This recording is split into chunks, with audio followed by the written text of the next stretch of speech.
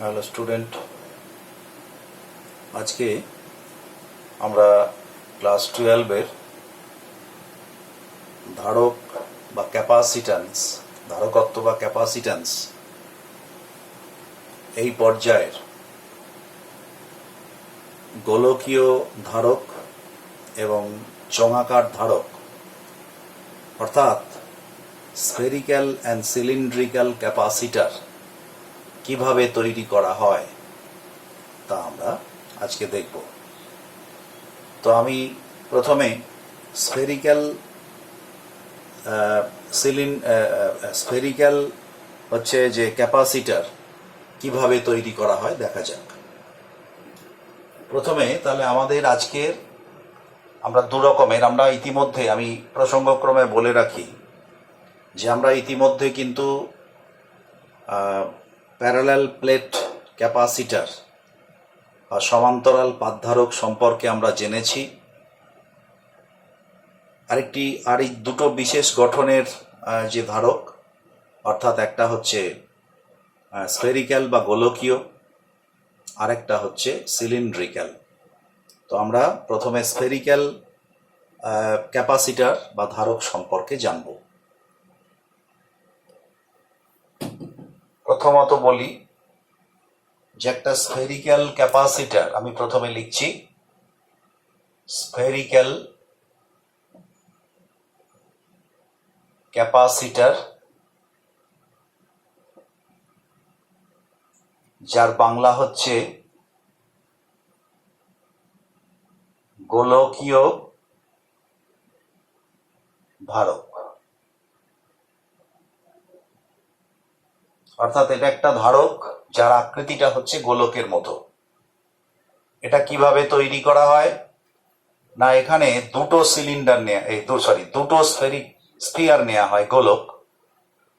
আমি ছবিটা আঁকার চেষ্টা করছি।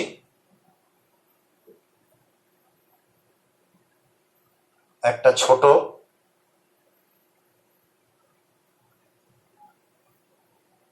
আর একটা হচ্ছে বড়।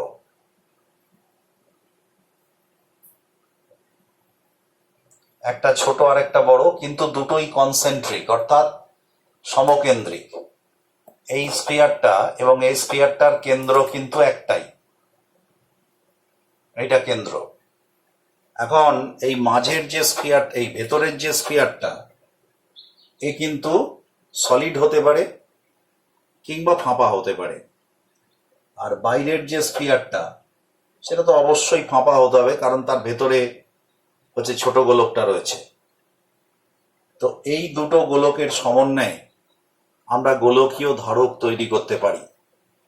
কিরকম না, প্রথমত বলি যে আমি ধরে নিলাম এই গোলকটার ব্যাসার্ধ R1 আর এই বড় গোলকটার ব্যাসার্ধ হচ্ছে R2।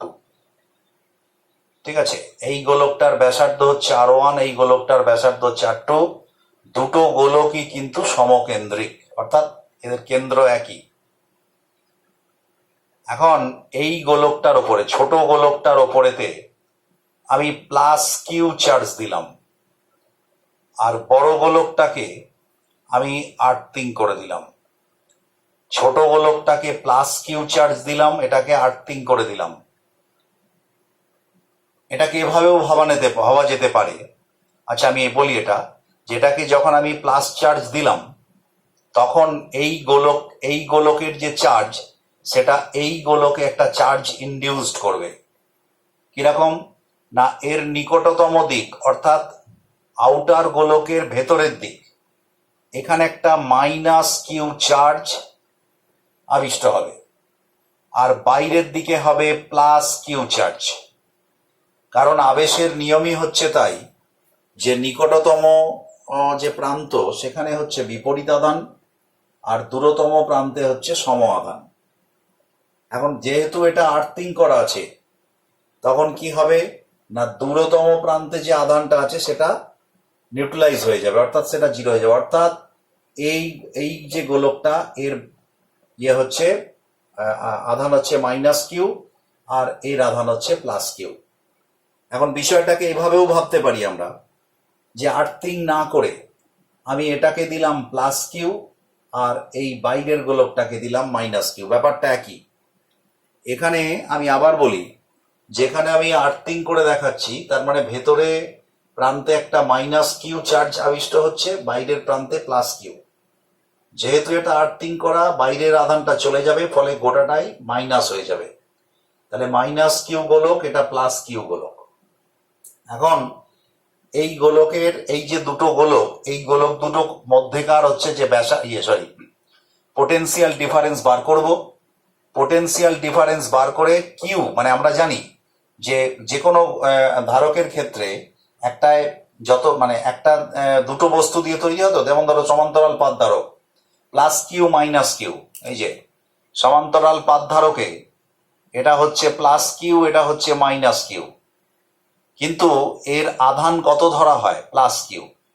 এই আধান মানে অ্যাকচুয়ালি নেট চার্জ আমরা ধরলে গেলে জিরো হয়, কিন্তু জিরো নয়, এটাকে প্লাস কিউ ধরা হবে। তাহলে সেরকম ভাবে এখানেতেও আমরা হচ্ছে যে এই গোটাটার আধান মানে এইটার আধান প্লাস কিউ, এটার আধান মাইনাস কিউ, তার মানে এর আধান প্লাস কিউ, এটাই গ্রাহ্য হবে। মানে এই সিস্টেমটার আধান হচ্ছে এই যে ধারকটা তৈরি হলো, এই ধারকের আধান হচ্ছে প্লাস কিউ। এবার আমরা যদি এই গোলক দুটোর মধ্যেকার বিভব পার্থক্য বার করতে পারি, তাহলে আমরা কিউব ডিভাইডেড বাই বিভব পার্থক্য, তাহলে এর ক্যাপাসিট্যান্স পেয়ে যাব। তাহলে বিভব পার্থক্য আমরা কিভাবে বার করব? এখন বিভব পার্থক্য বার করার একটা সহজ নিয়ম হচ্ছে, ই প্রথমে বার করে আমরা যদি ওই E dot d r integration minus E dot d r করি, অর্থাৎ কৃতকার্য, সেটাই হবে বিভবের সমান। তো প্রথমে ইটা আমরা এখানে গাউসের সূত্রের কিন্তু প্রয়োগ করতে পারি। আমি গাউসের সূত্রের কিভাবে প্রয়োগ করব দেখো। আমি ধরে নিলাম যে এইখান থেকে মানে কেন্দ্র করে আরেকটা গোলক আমি কল্পনা করলাম, কাল্পনিক গোলক। এখানে একটা কাল্পনিক গোলক কল্পনা করলাম, ঠিক আছে? তো এখন এই কাল্পনিক এই যে গোলকটা, এই গোলকটাকে যদি আমি গাউসীয় তল ধরি বা গাউস তল ধরি, তাহলে গাউস তলের ভেতরে ধরো আধানটা রয়েছে, তাহলে ভেতরের আধানই এর মধ্য দিয়ে ফ্লাক্স হবে, সেই ফ্লাক্সটাই এখানে তড়িৎ ক্ষেত্র সৃষ্টি করবে। অর্থাৎ গাউসীয় তলের ভেতরে যে আধানটা, সেই আধানটাই এখানে তড়িৎ ক্ষেত্র হচ্ছে সৃষ্টি করবে।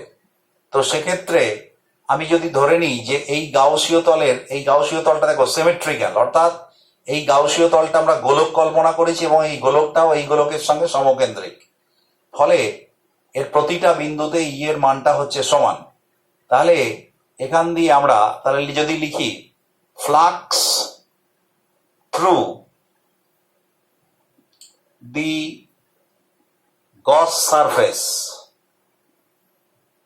সারফেসের মধ্য দিয়ে ফ্লাক্স কত হবে? আমি ফাই যদি ধরি, মানে এই গস সারফেসের মধ্য দিয়ে এর ব্যাসার্ধকে আমি ধরলাম আর, এর ব্যাসার্ধ ধরলাম আর, তাহলে এটা R1, এটা R2, এটা আর, এ ব্যাসার্ধ হচ্ছে আর। তাহলে আমরা কি লিখতে পারি?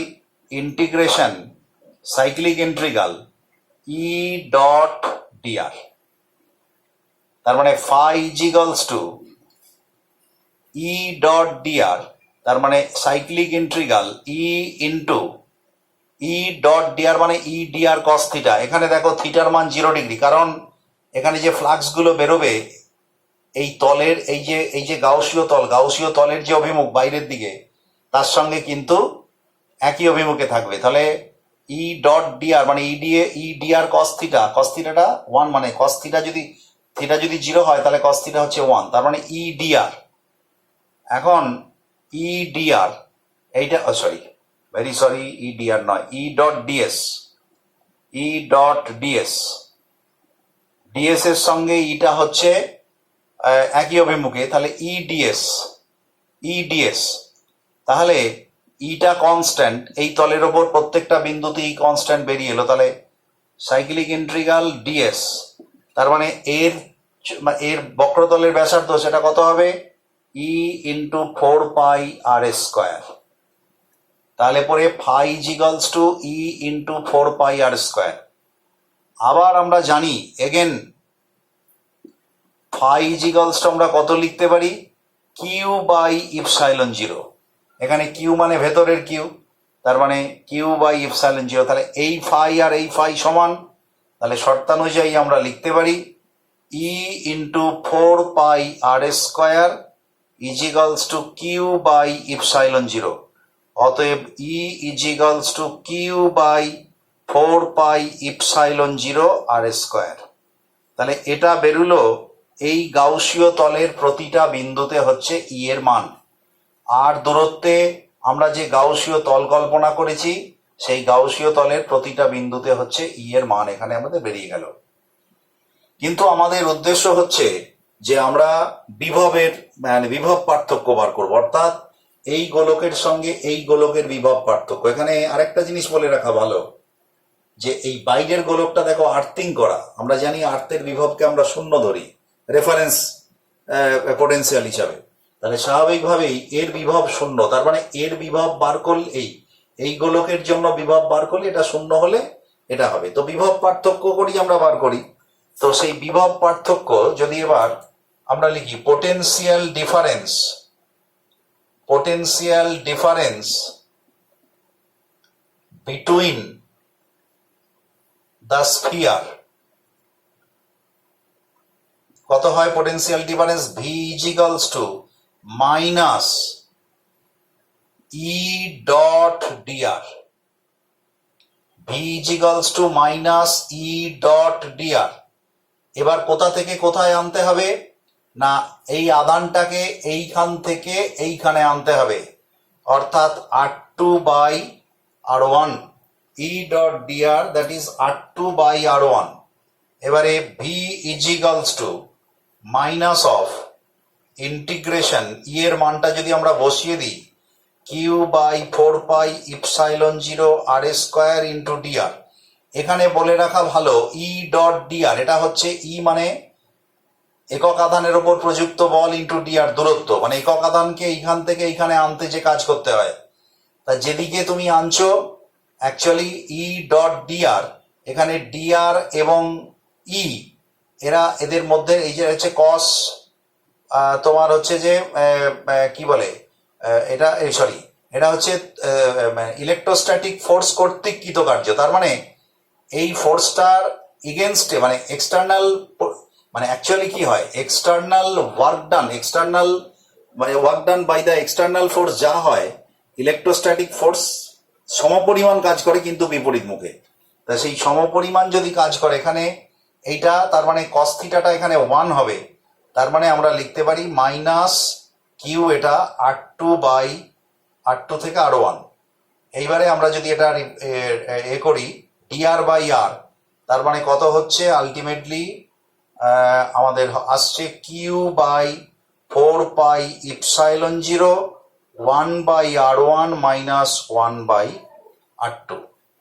তার মানে হলো V equals to Q by 4 pi epsilon zero into R2 minus R1 by R1 R2। এইটা হচ্ছে ভি এর মান, এটা হলো ভি এর মান। তাহলে আমরা স্ফেরিক্যাল ক্যাপাসিটারের আমরা প্রথমে একটা ভেতরে গাউসীয় তল কল্পনা করলাম, সেই গাউসীয় তলের মধ্য দিয়ে ইট বার করলাম। এটা জেনারেল, এর অবস্থান যে কোনো জায়গায় হতে পারে, এর অবস্থান এইখান থেকে এই পর্যন্ত হতে পারে, সেই জন্য এটাকে আমরা যে কোনো দূরত্বে বার করলাম আর দূরত্বে। এইবারে তারপরে ওয়ার্ক ডানের কনসেপ্ট থেকে আমরা হচ্ছে potential difference between the cylinder, between the sphere আমরা বার করলাম ভি ইজিক্যালস টু এটা। এইবারে আমি ওটা মুছে দিতে হবে আমাকে, তাহলে এইবারে ক্যাপাসিট্যান্স আমরা এবার লিখব capacitance of the system C সমান Q by V. Q by V এর মান আমাদের কত বেরিয়েছে, Q into R2 minus R1, আর ওপরে চলে যাচ্ছে 4 pi epsilon zero R1 R2, Q Q কেটে গেল। অতএব C equals to 4 pi epsilon zero R1 R2 by R2 minus R1, and this is the expression, this is the expression for the capacitance of a spherical capacitor. তাহলে একটা spherical ক্যাপাসিটারের C সমান 4 pi epsilon 0 R1 R2 by R2 minus R1। তো এটা হচ্ছে spherical ক্যাপাসিটারের তোমার ধারকত্বের রাশিমালা। তো এই হচ্ছে বিষয়। এখন এই রাশিমালাকে থেকে আমরা দুটো জায়গায় একটুখানি পৌঁছাবো, তাহলে রাশিমালাটা আমরা বুঝতে পারলাম। এখন দেখবে আমরা আগেও বলেছি যে একটা আইসোলেটেড স্ফিয়ার সেও কিন্তু একটা ক্যাপাসিটার, যদিও এর ক্যাপাসিট্যান্স কম্পারেটিভলি অনেক কম হয়, সেই জন্য আমরা দুটো এখানে নিয়ে করছি, দুটো গোলক নিয়ে করছি। তো আমি যদি এখানে এই দুটো গোলকের কনসেপ্ট থেকে একটা আইসোলেটেড স্ফিয়ারের কনসেপ্টে আসি, আইসোলেটেড কি করে হবে? ধরো এই গোলকটা, এই গোলক থেকে আইসোলেট কি করে করা যাবে? যদি এই বাইরের গোলকটা খুব বড় হয়, অর্থাৎ এই গোলকের থেকে খুব দূরে থাকে, তাহলে সেক্ষেত্রে আমরা খুব দূরে মানে অলমোস্ট টেন্স টু ইনফিনিটি, তার মানে আমরা তখন ধরে নিতে পারি এটা একটা আইসোলেটেড স্ফিয়ার। তাহলে সেই আইসোলেটেড স্ফিয়ারের ধারকত্ব কত হবে? আমরা একটু মুছে নিয়ে এটা করতে পারি। আমরা এই জায়গাটা থেকে আবার আসছি যে for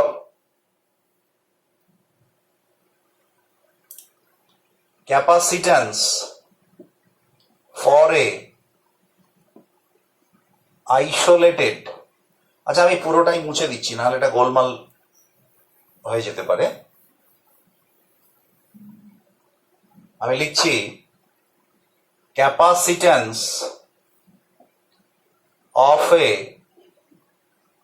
of an isolated sphere from the expression of spherical capacitor। তাহলে C সমান আমাদের কি বেরিয়েছিল? 4 pi epsilon 0 R1 R2 by R2 minus R1 if R2 tends to infinitive, infinitive tends to infinitive মানে খুব বড়, তাহলে সেক্ষেত্রে then R2 minus R1 is approximately equal to R2, কারণ R1 এর তুলনায় R2 যদি খুব বড় হয় তাহলে বিয়োগ করলে এই R2ই পাওয়া যায়, তারপর এটাকে R2 লিখতে পারি। তাই সেক্ষেত্রে C is equals to 4 pi epsilon 0 R1 R2 by R2, তাহলে R2 R2 কেটে গেল, তাহলে C সমান কত হলো? 4 পাই ইপসাইলন 0 R1। তুমি দেখো আমরা ক্যাপাসিট্যান্স চ্যাপ্টারের শুরুতেই আমরা যে C নির্ণয় করেছিলাম কোন একটা গোলকের 4 পাই ইপসাইলন 0 R, এখানে যেহেতু গোলকটার ব্যাসার্ধ R1 তাই 4 পাই ইপসাইলন 0 R1, তাহলে সেই ইয়েতে আমরা পৌঁছে গেলাম। তাহলে আমরা একটা গোলকীয় ধারকের যে এক্সপ্রেশন, সেই এক্সপ্রেশন থেকে R1 R2 কনসেপ্ট থেকে R2 যদি R1 এর থেকে খুব বড় হয়, তাহলে সেক্ষেত্রে আমরা আইসোলেটেড স্ফিয়ারের কনসেপ্টে আসতে পারি এবং আমরা দেখতে পারি তার ক্যাপাসিট্যান্স হচ্ছে 4 পাই ইপসাইলন 0 R1। দ্বিতীয় একটা একে মানে তোমার একটা স্ফেরিক্যাল ক্যাপাসিটারকে আমরা একটা প্যারালাল প্লেট ক্যাপাসিটার বলতে পারি। কিরকম মানে কন্ডিশনে দেখবে, আমরা যখন বলি যে একটা গোলক যখন খুব বড় হয় তখন গোলকের উপরে মানে বক্রপৃষ্ঠটা সমতলের মতো মনে হয়। তাহলে এবার ধরো যদি এরকম দুটো গোলক হয় যেখানে R1 এবং R2 দুটোর মানই হচ্ছে very large, but R2 minus R1 অর্থাৎ দুটোর মধ্যে যে দুটো গোলকের যে ব্যাসার্ধের পার্থক্য, মানে গোলক দুটো খুব কাছাকাছি আছে, গোলক দুটোর ব্যাসার্ধের মান খুব বড় কিন্তু তাদের পার্থক্যের মান খুব যদি ছোট হয়, তাহলে তারা কিন্তু একটা সমান্তরাল পাত ধারকের মতো ব্যবহৃত হতে পারে। কিরকম দেখা যাক, তার মানে আমি এটা মুছে দিচ্ছি।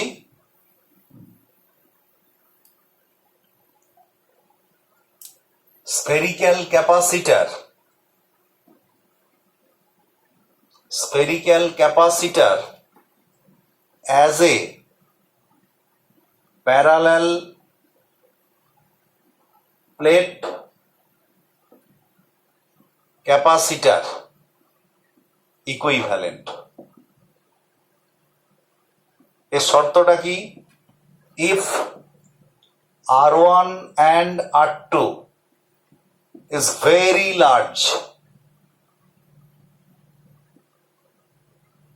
and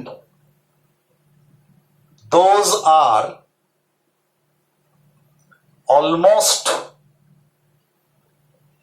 equal, so R1 সমান R2 সমান R,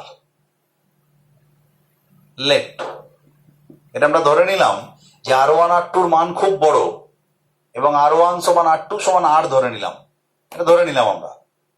but R2 minus R1 is D is small, মানে যেহেতু এটা R2 দুটোই সমান, প্রায় সমান, অলমোস্ট ইকুয়াল, তার মানে পার্থক্য তো একটা আছে, সেই পার্থক্যটা খুব ছোট D। তাহলে সেক্ষেত্রে আমাদের C সমান কি লিখতে পারি? আমাদের যেটা আছে C সমান 4 pi epsilon 0 R1 R2 by R2 minus R1। তাহলে আমরা কি লিখব? এবার দেখো 4 পাই ইপসাইলন 0 R1 R2 সমান, তার মানে R স্কয়ার বাই ডি, তার মানে C ইজ ইকুয়ালস টু আমরা লিখতে পারি epsilon 0 into 4 pi R square by D. এবার 4 পাই R স্কয়ার কি? 4 পাই R স্কয়ার মানে গোলকটা তো খুব বড় গোলক, গোলকের বক্রপৃষ্ঠের ক্ষেত্রফল, তার মানে A, তার মানে this is equal to epsilon 0 into A by D, where A is equals to 4 pi R square. তার মানে C is equals to ইপসাইলন 0 A by D. What is this?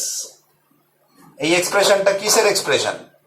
This is the expression, this is nothing but the capacitor of a parallel plate capacitor. এটা হচ্ছে সেই expression, তার ক্যাপাসিটেন্সের expression, যেটা হচ্ছে parallel plate capacitor epsilon 0 A by D. তার মানে একটা গোলকীয় ধারক যদি খুব বড় হয় এবং ব্যাসার্ধ দুটোর মধ্যে সামান্য পার্থক্য থাকে, তাহলে তাদেরকে আমরা একটা প্যারালাল প্লেট ক্যাপাসিটারের ইকুইভ্যালেন্ট হিসাবে ধরতে পারি। তো আমরা তাহলে আজকে স্ফেরিক্যাল ক্যাপাসিটার সম্পর্কে আমরা বিষয়টা দেখলাম, যে একটা স্ফেরিক্যাল ক্যাপাসিটারের কিভাবে ধারকত্ব বার করতে হয়, এবং তার থেকে আমরা দুটো অনুসিদ্ধান্ত এলাম। প্রথমত হচ্ছে যে ওই দুটো ধারকের কনসেপ্ট থেকে একটা ধারকের কনসেপ্টে কি করে আসছি, আইসোলেটেড স্ফিয়ারের ধারকত্ব কত হয়। দ্বিতীয়ত হচ্ছে যে parallel spherical capacitor is equivalent to A parallel plate capacitor, কোন কন্ডিশনে, এবং সেটা আমরা দেখালাম। তো আজকের আলোচনা এই পর্যন্তই। আগামী ক্লাসে আমরা সিলিন্ড্রিক্যাল ক্যাপাসিটার নিয়ে আলোচনা করব। ওকে।